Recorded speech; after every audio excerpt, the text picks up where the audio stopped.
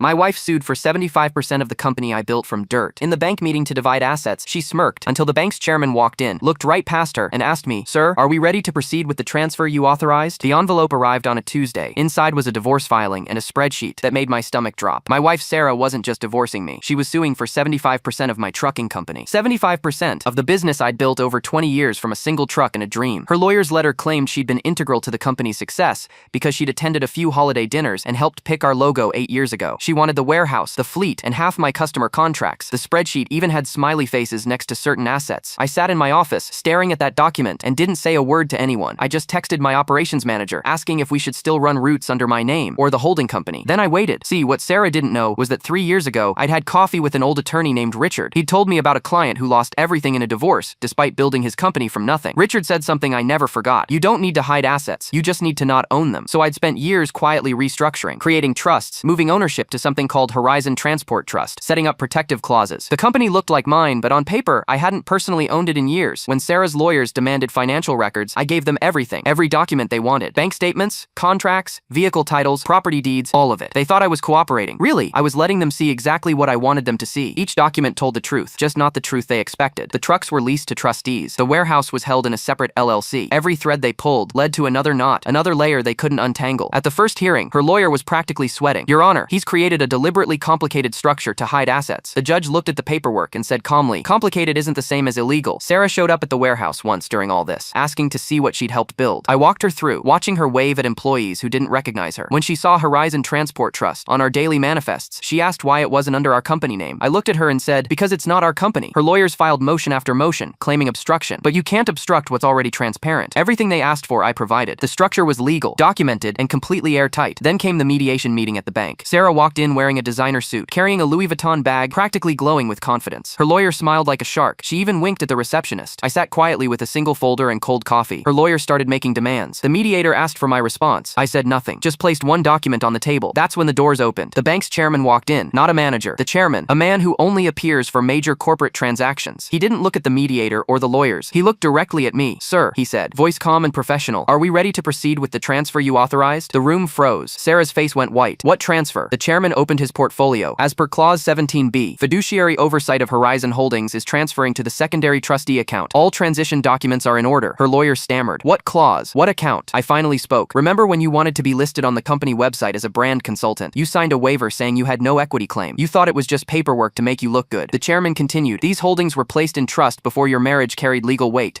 You're not listed on any assets." I watched the confidence drain from her face as she realized she'd been fighting for something that was never mine to divide. She'd sued a ghost.